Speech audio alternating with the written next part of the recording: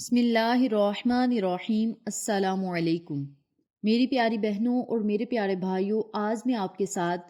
بدھ جمعرات اور جمعۃ المبارک کے دن کے 3 ایسے اعمال شیئر کروں گی، 3 ایسے کام شیئر کروں گی جن کے پڑھتے ہی اور ان کاموں کو کرتے ہی اللہ رب العزت آپ کی ہر دعا کو قبول فرمائے گا، اور جیسا آپ چاہیں گے اللہ رب العزت ویسا ہی آپ کے ساتھ معاملہ کرے گا، یعنی جو آپ اللہ سے چاہیں گے رب کریم آپ کو عطا کرے گا۔ میری پیاری بہنوں اور میرے پیارے بھائیوں، بدھ جمعرات اور جمعۃ المبارک کے بابرکت دن بڑے ہی فضیلت والے دن ہیں، اور ان دنوں میں مانگی گئی دعائیں رد نہیں ہوتی، بشرط یہ کہ دعائیں یقین کامل کے ساتھ مانگی جائیں۔ اگر یقین کامل کے ساتھ آپ رب کریم کے آگے رو کر، نبی کا صدقہ دے کر اللہ رب العزت سے کچھ مانگیں گے تو اللہ رب العزت آپ کو عطا کرے گا، آپ کے نصیب اور تقدیر کو ضرور بدلے گا۔ آپ رب کریم پر بھروسہ کر کے تو دیکھیں، اللہ رب العزت پر توکل رکھیں، اللہ رب العزت سے امیدیں لگائیں، رب کریم پر یقین رکھیں، اور ایسا یقین ہو کہ جو بھی آپ وظائف کریں، عمل کریں، وہ عمل کرنے کا طریقہ اور یقین اس طرح کا ہونا چاہیے کہ اس عمل کے کرنے سے اللہ رب العزت ہمارے نصیب اور تقدیر کو بدل دے گا اور ہماری دعاؤں کو قبول فرمائے گا۔ یقین اتنا پختہ ہونا چاہیے کہ اللہ کریم ہاتھ اٹھانے سے پہلے ہی آپ کی دعاؤں کو قبول فرمائے۔ کچھ لوگ کہتے ہیں دعائیں مانگنے کی ضرورت کیا ہے، رب کریم بن مانگے ہی عطا کر دیتا ہے۔ ان لوگوں سے میری گزارش ہے، اللہ رب العزت خود فرماتا ہے کہ اے میرے بندوں مجھ سے مانگو میں تجھے عطا کروں گا۔ ہمیں ضرورت ہے، ہمیں کسی چیز کی اگر ضرورت ہے، ہمیں پریشانی ہے، یا ہم نے جو بھی اللہ سے بات منوانی ہے، ہمیں اللہ سے بات کرنی ہوگی، رب کریم کے آگے رونا ہوگا، گڑ گڑانا ہوگا۔ بچہ جب رو کر اپنی ماں سے کوئی چیز مانگتا ہے تو ماں بڑے پیار سے اس بچے کی ضد کو پورا کرتی ہے۔ اللہ رب العزت تو 70 ماؤں سے زیادہ پیار کرتا ہے۔ جب رو کر اللہ سے آپ مانگیں گے، گڑ گڑا کر رب کریم سے مانگیں گے، 70 ماؤں سے زیادہ پیار کرنے والا کیسے عطا نہیں کرے گا؟ ہم لوگوں کو مانگنے کا طریقہ نہیں آتا، ہم ہاتھ پہ ہاتھ دھرے بیٹھے ہیں کہ ہم بس منہ سے بات نکالیں، بنا محنت کے اللہ ہمیں عطا کر دے، تو ایسا نہیں ہوتا۔ اللہ رب العزت ان کے حال پر رحم نہیں کرتا، ان کی مدد نہیں کرتا جو اپنی مدد آپ نہیں کرتے، جو اپنے پر خود رحم نہیں کرتے، جو اپنی جانوں پہ ظلم کرتے ہیں۔ اللہ کریم ایسے لوگوں کی مدد نہیں کرتا، اور نہ ہی ان کی قسمت کو بدلتا ہے، نہ ہی ان کے نصیب کو بدلتا ہے۔ آپ اللہ سے مانگیں، رب کریم کی فرما برداری کریں،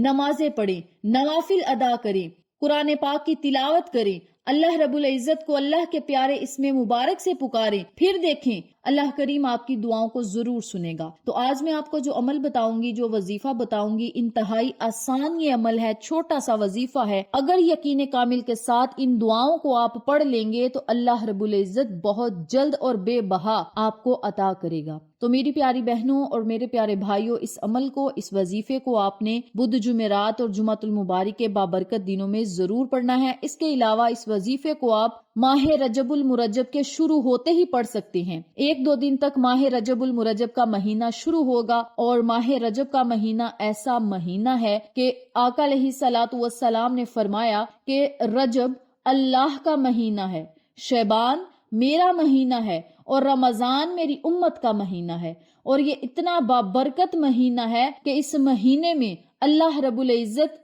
اپنے بندے کو وہی عطا کرتا ہے جو بندہ بیج بوتا ہے۔ اور اس مہینے کی مثال کچھ اس طرح ہے، علماء کرام نے کہا ہے ماہ رجب اس درخت کی ہریالی کے دن ہے جس میں لوگ بیج بوتے ہیں، شعبان اس فصل کے پھیلنے پھولنے کے دن ہے، اور رمضان اس فصل کے کاٹنے کے دن ہے، اور اس کو کاٹنے والے مومن ہوتے ہیں۔ یعنی ماہ رجب میں جو نیک اعمال کرتے ہیں وہ شعبان میں اپنے درختوں کو پروان چڑھاتے ہیں، یعنی ماہ رجب میں وہ بیج بوتے ہیں، ماہ شعبان میں وہ بیج اپنے پھلنے پھولنے پر آ جاتا ہے، یعنی بڑا ہونے کو، جوان ہونے کو آتا ہے، اور رمضان جب آتا ہے تو اس درخت سے پھل کاٹنے کا وقت آ جاتا ہے۔ تو میری پیاری بہنوں اور میرے پیارے بھائیوں، ماہ رجب کے مہینے میں اگر آپ یہ وظیفہ کریں گے تو سونے پہ سہاگا ہے، اور اس وظیفے کو آپ کسی بھی خاص مقصد کے لیے، مصیبتوں سے نجات پانے کے لیے، اللہ کی غیبی مدد حاصل کرنے کے لیے، اور لاکھوں کروڑوں دعائیں قبول کروانے کے لیے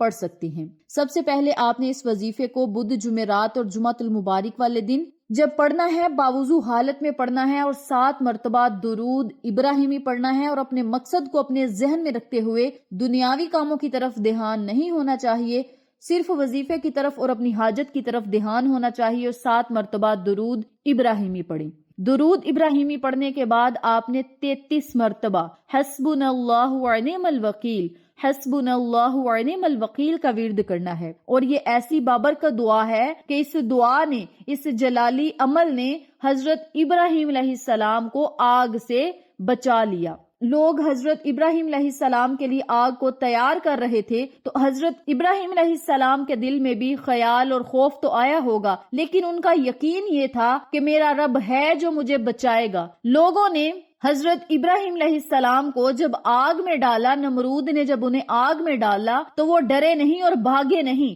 بلکہ اسی جگہ کھڑے رہے اور اللہ پر توکل پکا رہا۔ اور جب نمرود نے انہیں آگ میں ڈالا تو حضرت ابراہیم علیہ السلام نے یہ دعا پڑھی، حسبنا اللہ ونعم الوکیل، تو میرے رب نے آگ کو حکم دیا کہ اے آگ ٹھنڈی ہو جا اور گلے گلزار بن جا میرے ابراہیم کے لیے، اور اتنی ٹھنڈی بھی نہ ہونا کہ میرے ابراہیم کو ٹھنڈ لگ جائے۔ اللہ کا پیار تو دیکھیں، آگ کو کہہ رہے ہیں کہ اتنی ٹھنڈی نہ ہونا کہ میرے ابراہیم کو ٹھنڈ لگ جائے۔ تو رب کریم کو جب آپ سچے دل کے ساتھ پکارتے ہیں تو اللہ کریم مدد ضرور کرتا ہے، رب کریم ضرور غیبی معجزے کرتا ہے۔ تو آپ نے اس وظیفے کو، اس دعا کو صرف 33 مرتبہ پڑھنا ہے۔ آپ 33 مرتبہ حسبنا اللہ ونعم الوکیل کو پڑھ لیں تو پھر آپ نے 33 مرتبہ ہی لا حول ولا قوت الا باللہ العلی العظیم، ان کلمات کو پڑھنا ہے۔ اور ان کلمات کے بارے میں آقا علیہ الصلوۃ والسلام کا فرمان عالی شان ہے کہ یہ کلمات 99 بیماریوں سے شفا کا ذریعہ ہیں، اور سب سے چھوٹی بیماری پریشانی، ٹینشن اور ڈپریشن کی ہے۔ تو آپ سب سے گزارش ہے کہ ان کلمات کو بھی 33 مرتبہ پڑھیں اور پریشانیوں اور مشکلات کو حل کریں۔ نمبر 3 پہ یا حی یا قیوم برحمتی کا استغیث، ان کلمات کو 33 مرتبہ پڑھیں۔ اور یہ ایسے کلمات ہیں جن کے بارے میں کہا جاتا ہے کہ آقا علیہ الصلوۃ والسلام سر کو سجدے میں رکھ کر اس دعا کو پڑھتے اور اللہ رب العزت سے اپنے دل کی باتوں کو منواتے، اپنی حاجات کو پورا کرواتے، اپنی دعاؤں کو قبول کرواتے۔ تو آپ سب سے گزارش ہے کہ ان کلمات کو 33 مرتبہ ضرور پڑھیں۔ آخر میں پھر آپ نے اتنی مرتبہ ہی درود پاک پڑھنا ہے جتنی مرتبہ شروع میں پڑھا تھا، اور پھر اللہ رب العزت سے خوب گڑ گڑا کر، رو رو کر دعائیں کرنی ہیں۔ اور اس وظیفے کو، ان دعاؤں کو بدھ جمعرات اور جمعۃ المبارک کے بابرکت دنوں میں ضرور پڑھنا ہے۔ اگر روزانہ پڑھنا چاہیں، کسی نماز کے بعد پڑھنا چاہیں تو آپ پڑھ سکتے ہیں، لیکن ان 3 دنوں میں اس وظیفے کو ضرور پڑھیں۔ ماہ رجب میں بھی پڑھیں، شعبان میں پڑھیں، رمضان میں پڑھیں، پورے سال میں جب آپ کا دل چاہے ان کلمات کو آپ کسی بھی حاجت اور خواہش کے لیے پڑھ سکتے ہیں، پریشانیوں سے نجات پانے کے لیے پڑھ سکتے ہیں، اور اللہ سے اپنے دل کی باتوں کو منوا سکتے ہیں۔